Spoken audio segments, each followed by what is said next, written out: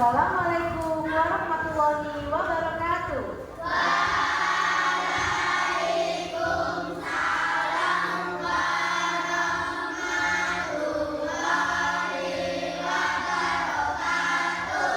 Oke, sebelum Bu Novi memberikan wawasan ke kalian, kita berdoa dulu supaya diberikan kelancaran dan apa yang diberikan Bu Novi hari ini bisa bermanfaat buat kalian semua. Yuk, Mbak Nisa bisa dipimpin berdoa.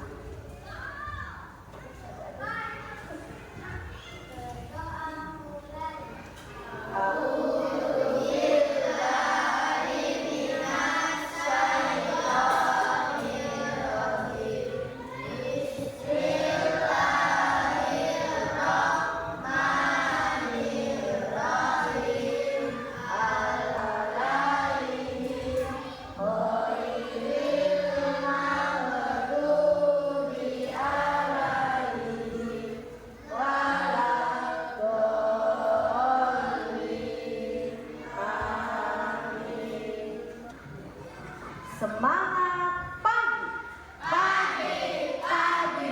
pagi, luar biasa, tetap semangat. Halo anak, apa kabar hari ini? Baik. Nah, sehat semuanya ya. Sudah sarapan dari rumah? Sudah. Nah, memang sarapan itu penting ya, supaya apa? Supaya ada energi dalam kegiatan sehari-hari. Oke, hari ini Bu Novi akan memberikan kalian wawasan ya, apa yang sudah didapatkan Bu Novi dari Diklat 1 minggu kemarin. Nah, ini tentang coding dan kecerdasan artifisial. Nah, sekarang itu zamannya sudah canggih, sudah marak sekali yang namanya coding dan kecerdasan artifisial atau disingkat KA. Biasanya anak-anak ini menyebutnya AI. Sudah ada yang tahu? Nah, di HP ada ya? Ya, di HP ada, di laptop mungkin yang pakai laptop juga ada yang namanya AI. Nah, tujuan hari ini ya, Bu Novi memberikan wawasan ke kalian. Yang pertama adalah nanti kalian memahami konsep dasar dari coding dan KA. Disingkat Bu Novi KA ya, biar tidak terlalu panjang ya, disingkat KA. Berikutnya adalah tujuan dari coding dan kecerdasan artifisial, lalu karakteristik coding dan kecerdasan artifisial serta elemen coding dan KA. Nah, yang pertama, ada yang sudah tahu apa artinya coding? Apa ya? Apa?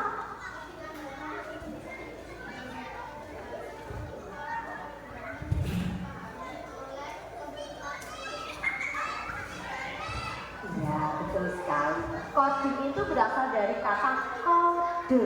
Nah, coding itu berasal dari kata kode adalah proses penulis instruksi dalam bentuk kode yang dapat dipahami oleh komputer agar komputer dapat menjalankan tugasnya.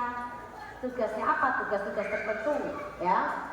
Secara sederhana, coding adalah cara berkomunikasi dengan komputer. Kalian sudah pernah bermain komputer? Sudah. Nah, jadi kalau kalian memerintahkan apa yang ada di situ, nanti dia akan bekerja. Misalnya pada saat kalian mengetik, kalian akan backspace, dia akan menghapus, betul? Kalau enter, lalu akan turun ya. Ya, kalau ada tanda-tanda apa yang ada di situ, nah itu juga namanya kode. Selain ini, kode-kode banyak sekali dalam pemrograman di dalam komputer. Yang berikutnya adalah KA atau kecerdasan artifisial. Biasanya anak-anak menyebutnya AI. Nah, itu dalam bahasa Inggris. Dalam bahasa Indonesia disebut kecerdasan artifisial atau disingkat K. KA adalah cabang ilmu komputer yang berfokus pada pembuatan sistem komputer yang dapat melakukan tugas-tugas yang biasanya memerlukan kecerdasan manusia. Jadi komputer ataupun kalian biasanya pegang HP itu dia bisa bekerja, tetapi tetap dapat perintah dari manusia. siap. Dia tidak bisa bekerja sendiri. Dari mana perintahnya? Dari manusia. Nah, otomatis manusianya juga harus pintar. Ya, berikutnya ada yang tanyakan? Enggak? Oke, lanjut. Nah, tujuan dari coding dan KA.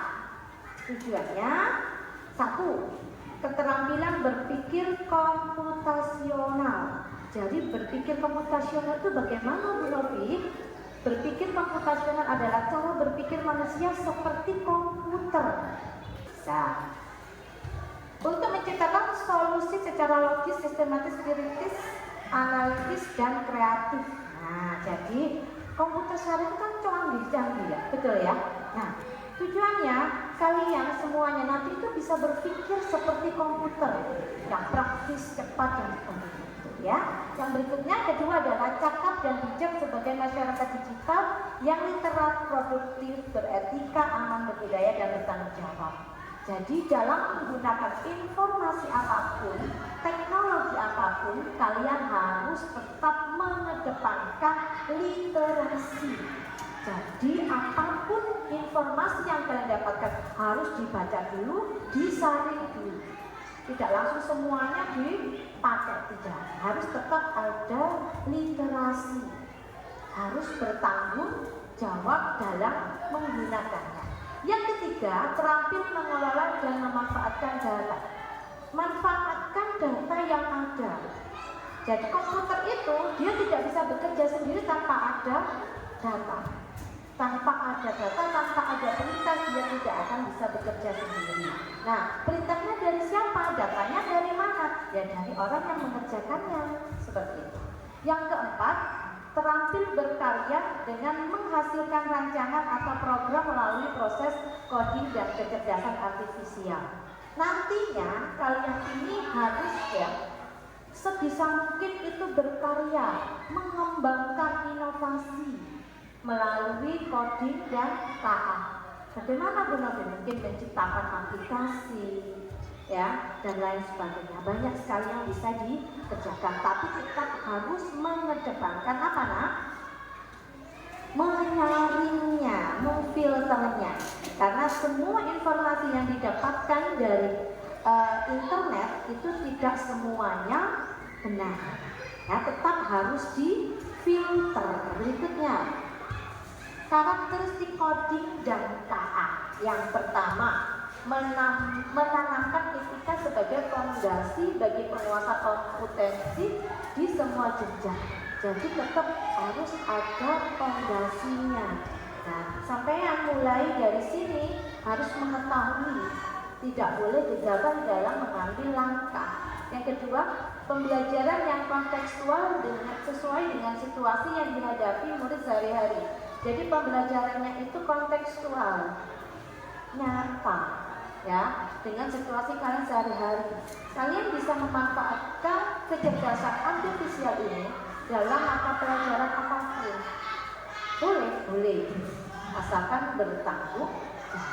Yang ketiga, pembelajaran dapat dilaksanakan secara internet, based dan plan dan akhlak. Jadi pembelajaran coding di sekolah itu tidak harus menggunakan komputer, tetapi juga bisa menggunakan kode-kode dalam pelajaran. Jadi nggak harus semuanya pakai komputer, tidak, tapi bisa menggunakan sebuah kalau unplug itu berarti tanpa menggunakan aplikasi komputer, bisa membuat balok ataupun pernah lihat nggak kalian yang namanya permainan kode rahasia? Pernah ya? Nah, kayak seperti itu. Kalau di SD itu tidak harus selalu menggunakan komputer. Berikutnya, penggunaan pendekatan human center di mana manusia fokus dalam pembelajaran, pemanfaatan dan pengembangan KA. Kalian nanti bisa mengembangkan dan memanfaatkan KA itu pada taraf yang wajar, tidak boleh digunakan dalam segala hal ya. Berikutnya, elemen coding dan KA. Satu, berpikir komputasional. Tadi sudah dijelaskan juga ya, harus berpikir komputasional. Jadi berpikir rasional berpikir seperti komputer. Yang kedua, literasi digital. Jangan lupa untuk selalu literasi, mengembangkan ya, tapi tetap harus menyaring semua informasi yang ada di dalam internet. Berikutnya, literasi dan etika kecerdasan artifisial. Ya, memanfaatkan dan mengembangkan. Jadi memanfaatkan internet, boleh mengembangkan informasi, mengembangkan teknologi. Ya, terus kecerdasan artifisial, algoritma pemrograman dan analisis data. Nah, sebenarnya kalian setiap hari ini sudah menggunakan yang namanya kecerdasan artifisial. Jadi kecerdasan artifisial ini bisa dikembangkan, bisa dilakukan di mana saja, di sekolah, di rumah, bahkan di rumah sakit juga sudah ada sekarang ya, di mana-mana. Berikutnya, nah, berpikir komputasional. Yang pertama adalah dekomposisi, proses memecah masalah kompleks menjadi bagian-bagian yang lebih kecil dan dapat dikelola. Jadi nanti apabila ada kode-kode ini, kalian bisa mengelola. Oh ini harus begini, oh ini harus begini, gitu ya. Harus berpikir seperti itu. Yang kedua adalah abstraksi, proses menyaring informasi yang tidak perlu dan fokus. Jadi kalau ada informasi itu kalian saring dulu, mana yang perlu dan mana yang tidak perlu, supaya apa? Tidak terlalu lama dalam pekerjaan sebuah teknologi. Yang berikutnya pengenalan pola, proses identifikasi pola atau kesamaan yang berulang dalam data. Biasanya dalam data itu ada informasi yang diulang-ulang. Kalian bagaimana caranya menggunakan satu saja, nanti yang lainnya mengikuti, seperti itu ya. Algoritma adalah perencanaan algoritma, membuat langkah-langkah yang sistematis dalam menyelesaikan sebuah masalah. Biasanya kalau pada tahap anak sekolah SD, biasanya itu ada permainan, ya, ada permainan. Terus nanti kamu disuruh kemana, harus melangkah kemana untuk jalan yang menuju suatu tempat. Nah, itu seperti itu biasanya kalau anak SD tidak perlu menggunakan komputer. Ya. Nah, etika dalam kecerdasan artifisial. Nah, ini ada etikanya, ada aturannya. Yang pertama, bias dan keadilan dalam cara. Yang kedua, akuntabilitas dan bertanggung jawab. Jadi harus bertanggung jawab dalam menggunakannya, tidak boleh sembarangan. Privasi dan keamanan data. Yang pertama, privasi. Jadi kalian meskipun sekarang zamannya ini sudah canggih ya nak ya, kalian tetap harus menjaga privasi. Misalnya dalam menggunakan status WA. Nah, itu kan juga sudah canggih sekarang ya. Tidak boleh menceritakan mungkin alamat rumah. Kenapa? Karena begitu di situ ada alamat rumah, sudah gampang dideteksi oleh orang lain. Foto, ya, itu juga bahaya. Biasanya sekarang itu kalau sama orang-orang yang tidak bertanggung jawab, foto kalian pasang di situ, nanti gambarnya kalian dibuat untuk sesuatu yang tidak benar. Begitu. Pernah lihat kasus-kasus seperti itu? Pernah ya? Nah, biasanya penyalahgunaan ya. Jadi fotonya diambil, diganti wajahnya orang. Nah, wajahnya tadi diganti wajah kamu, seolah-olah kamu melakukan kejahatan. Nanti bisa dilanjutkan ya, biasanya orang yang tidak bertanggung jawab seperti itu. Jadi untuk pemerasan, untuk penipuan, tapi gambarnya gambar kalian. Berbahaya atau tidak? Berbahaya atau tidak? Berbahaya. Jadi tetap harus menjaga privasi dan keamanan data. Gitu ya. Yang berikutnya, penggunaan teknologi yang etis. Nah, sampai sini ada yang tanyakan? Belum? Oke. Gimana?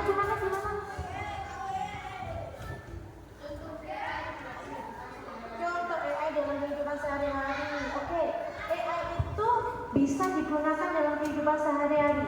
Contohnya sekarang, Bu Novi ngajar di sini menggunakan layar, menggunakan proyektor ini, kira-kira pakai AI apa enggak ya? Dalam pekerjaannya Bu Novi menggunakan AI. Betul. Biasanya kalau kalian belajar sama Bu Novi pakai Word, pakai apalagi yang di sini itu biasa dilayarkan tampilan itu ya. Nah, itu juga menggunakan AI. Tetap perintahnya dari siapa? Dari Bu Novi, dari manusia, dia tidak bisa bekerja sendiri kalau tanpa perintah manusia, seperti itu. Yang kedua, bagus sekali pertanyaannya. Yang kedua, manfaatnya itu dalam, kalian pernah nggak menggunakan Google Map? Pernah?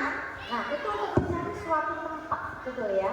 Nah, itu menggunakan AI apa tidak? Menggunakan. Kalau kalian biasanya ya, di manakah tempat, misalnya mencari ya, di manakah SD Jagalan? Nah, dia akan keluar peta, betul ya. Di situ dikasih jalan-jalan menuju jalan, gitu ya, betul ya. Nah, terus lagi dalam rumah sakit sekarang itu zamannya sudah canggih. Di rumah sakit bahkan ya, yang operasi itu sekarang kadang bukan dokter. Siapa yang operasi? Robot, betul sekali. Sekarang itu zamannya sudah canggih, adanya operasi ya, adanya operasi itu yang operasi bukan dokter, tapi robot. Tetap robotnya yang menjalankan siapa? Manusia. Betul sekali ya, pintar pertanyaannya. Oke, sekarang dijelaskan lagi pemanfaatan kode. Aplikasi pengenalan suara atau gambar. Nah, kalian sudah pernah menggunakan HP? Pernah. Apa saja kira-kira AI yang sudah kalian lakukan? Kalian pernah buka apa di situ? Google. Apalagi? Email. Apalagi? Bukan. Yang untuk mencari informasi selain Google. YouTube, ChatGPT. Ada lagi? Ada yang namanya Gemini. Pernah? Nggak tahu? Oh, nggak tahu. Nah, jadi di situ kalian bisa mencari informasi apapun, ya. Pernah nggak kalian itu tanpa menulis langsung bersuara di dalam HP, HP-nya keluar bunyi? Pernah. Sekarang dicoba sama Bu Novi ya. Ini pengenalan suara. Kita coba dulu. Tahukah alamat SDN Jagalan, Kota Mojokerto? Alamat SDN Jagalan Kota Mojokerto adalah kalimat 2 nomor 17, Bergelo, Jagalan Kec. Magersari, Kota Mojokerto, Jawa Timur 61.313. Anda dapat melihat lokasi sekolah yang berikut, SDN Jagalan Kota Mojokerto. Apa yang kita perintahkan, dia langsung memberikan informasi. Tanya apa lagi? Contoh, tanya apa lagi? Suhu ya, suhu udara ya. Mau tanya apa di dalam sini? Dia akan menjawab. Tanya apa? Apa? Suhu udara. Oke. Berapakah suhu udara di Kota Mojokerto saat ini?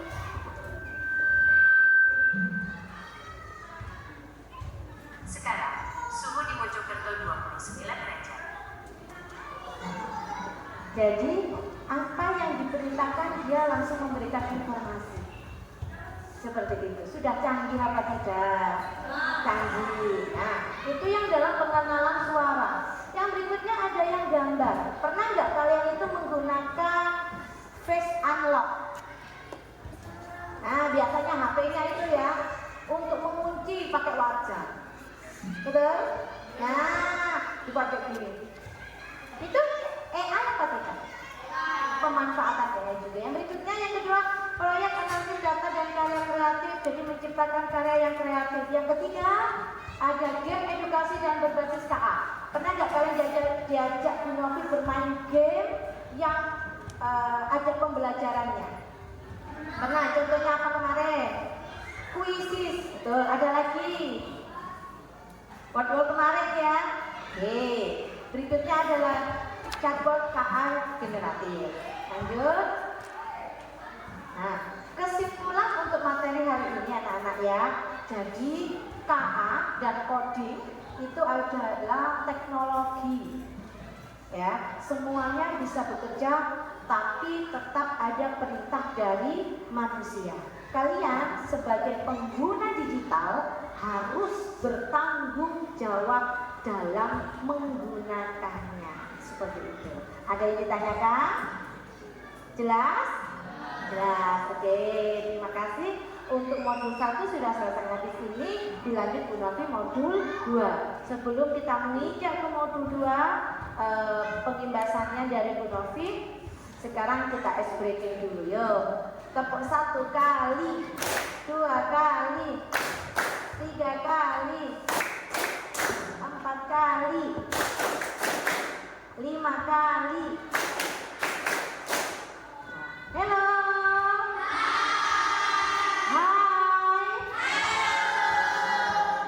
Kalau kau suka hati bilang hore. Kalau kau suka hati bilang hore. Kalau kau suka hati, mari kita lakukan. Kalau kau suka hati bilang hore. Ini adalah materi yang kedua supaya kalian lebih memahami tentang coding dan kecerdasan artifisial. Berpikir komputasional sebagai dasar coding untuk kecerdasan artifisial. Nah, berpikir komputasional yang sudah dijelaskan tadi, berpikir komputasional itu apa ya? Gimana?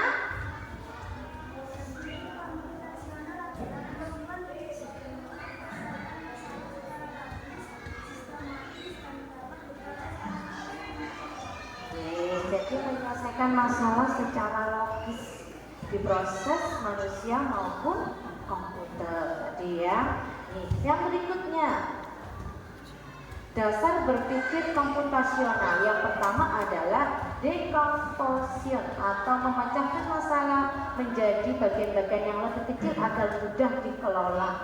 Ya. Yang berikutnya ada pattern recognition atau mengidentifikasi pola kemiripan dalam masalah atau data yang dapat membantu mempercepat proses penyelesaian. Yang ketiga, abstraction, mengabaikan detail yang tidak perlu dan fokus pada informasi yang penting saja. Jika ada informasi, kalian harus fokus mana yang penting, yang tidak penting diabaikan. Seperti itu. Berikutnya yang keempat ada algoritma desain atau membuat langkah-langkah yang sistematis dalam menyelesaikan sebuah masalah. Berikutnya, manfaat berpikir komputasional 1, membantu menyederhanakan masalah yang kompleks dan membuatnya lebih mudah dikelola. Jadi dengan kalian berpikir komputasional, kalian akan dapat cepat menyelesaikan masalah seperti itu. Berikutnya, membantu membuat solusi yang efektif, efisien dan dapat diterapkan secara luas. Ya, lanjut. Kegiatan berpikir komputasional ini berkaitan dengan abad 21 atau 4P. Yang pertama adalah berpikir kritis. Ya, kalian harus mempunyai tingkat pola yang berpikir kritis. Dalam menghadapi masalah apapun harus yang kritis. Yang kedua, kreatif. Kreatif, pandai mengembangkan sesuatu yang kalian dapatkan dikembangkan. Ya, misalnya kalian, Bu, aku mau mengembangkan ini menjadi sebuah aplikasi. Ini komunikasi. Nah, berkomunikasi. Yang keempat, kolaborasi. Jadi bisa berkolaborasi, bekerja sama dengan teman untuk menyelesaikan sebuah permasalahan. Berikutnya, aktivitas coding untuk jenjang SD. Aktivitas coding untuk jenjang SD ada dua, ya. Yang pertama, plug dan unplug. Kalau yang plug itu adalah menggunakan aplikasi, jadi menggunakan gawai, menggunakan HP, menggunakan komputer. Karena di tingkat SD ini tidak boleh memakai HP, betul ya? Tidak boleh menggunakan HP. Jadi kalau di tingkat SD itu menggunakan unplug atau permainan. Nah, jadi permainan ini nanti bisa menuju ke kode-kode dan sebagainya. Jadi tidak harus menggunakan HP. Ya, biar apa? Kalian tidak ketergantungan di HP ya. Jadi untuk tingkat SD itu kodenya tidak harus menggunakan HP. Berikutnya, alur logika dalam coding. 1. Sekuensional atau langkah berurutan, jadi berurutan dalam melakukan pekerjaan itu berurutan. Misalnya, kalian dalam memasak mie, Indomie, pernah masak Indomie apa belum? Pernah. Bagaimana langkah awalnya? Air, terus airnya diapakan? Direbus. Menunggu air direbus, terus ngapain? Hah? Membuka bungkus mie, betul lagi, ada lagi. Memasukkan mie pada saat airnya sudah mendidih, betul. Ada lagi, mencampur bumbu di dalam piring. Jika mie sudah matang, lalu disajikan, langsung dimakan.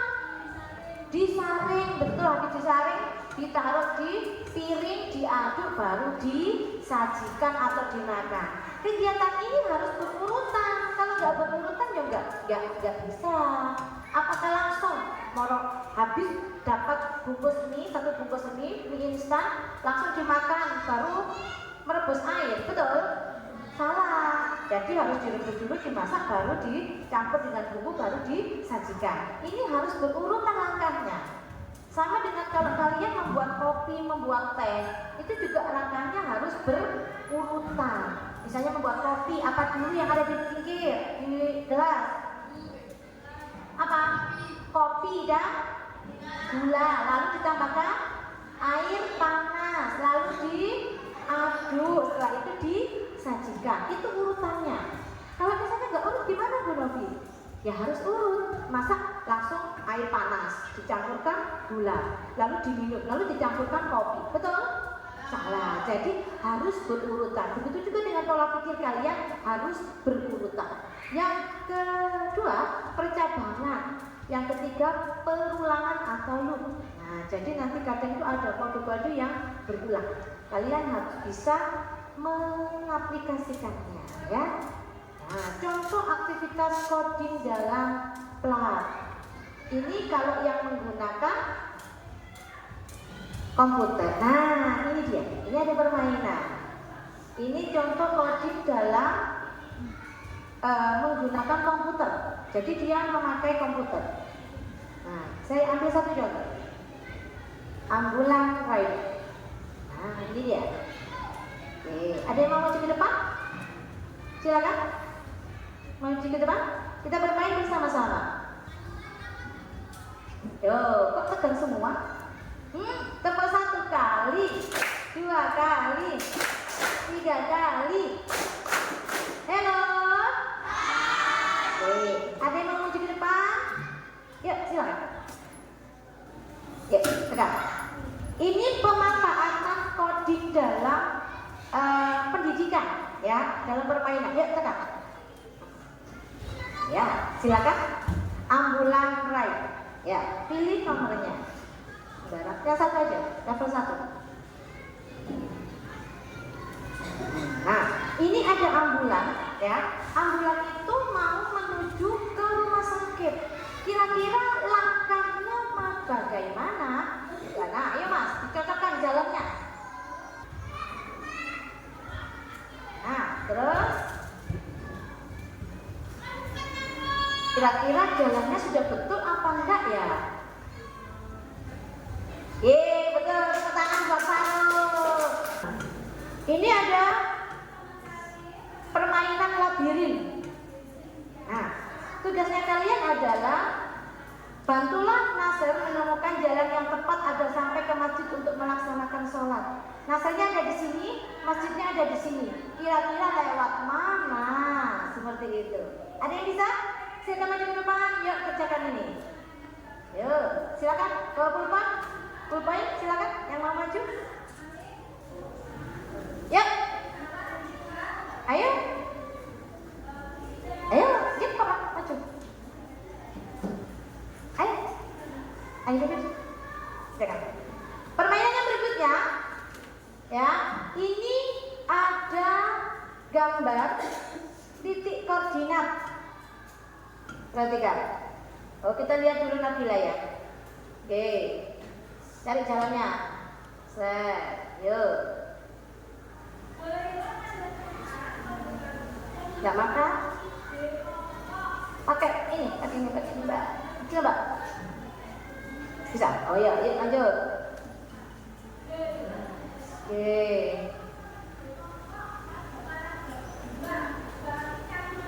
Bisakah laser ini menuju masjid? Nah, kita analisa. Oke. Dari sini, dia lewat sini. Nah, oke. Ternyata dia tidak menemukan jalan buntu ya. Lanjut. Sampai di sini. Oke. Dia sudah sampai masjid. Tepuk tangan buat Nabila. Berikutnya ada permainan terakhir. Coding posisi benda, titik koordinat. Ini ada apel, rumah, bola dan sebagainya. Kalian disuruh menentukan letaknya. Contoh, rumah. Rumah ini ada di garis mana? Dilihat di sini saya. Nah, ini E. E berarti ke sini. Ini berapa? 7. Berarti E, 7. Ada yang berani maju ke depan untuk menentukan di mana bola? Silakan maju ke depan. Ya, ya boleh. Sudah banget, oke.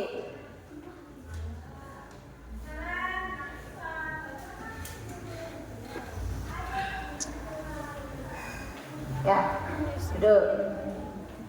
Lanjut.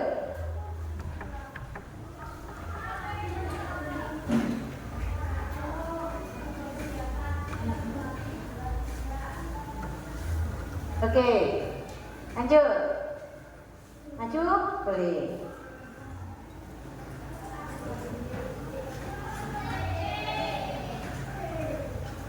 Oke. Habis ini kita analisa bersama ya. Kita lihat betul apa tidak ini. Ya.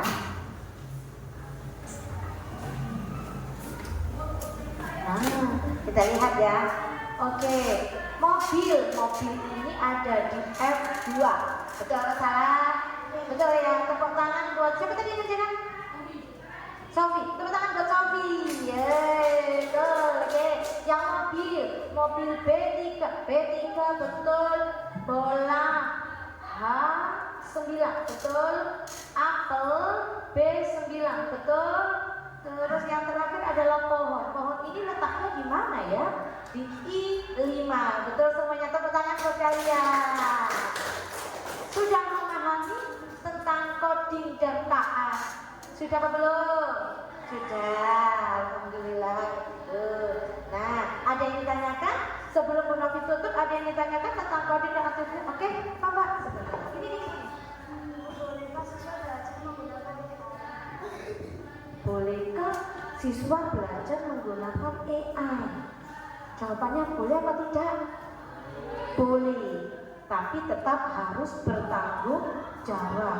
Boleh, silakan. Kalian mau mencari arti kata, boleh buka ChatGPT, boleh buka Gemini, ya boleh. Di Google juga boleh. Kalian ketik di situ. Misalnya kalian mau mencari rangka manusia, ketik rangka manusia, nanti keluar semuanya informasi. Bolehkah itu kalian gunakan? Boleh. Jadi AI boleh digunakan oleh siapa saja, asalkan untuk sesuatu yang bermanfaat. Tetap harus bertanggung jawab. Nah, oke, terima kasih. Sekian dari Bu Novi. Bu Novi akhiri. Assalamualaikum warahmatullahi wabarakatuh.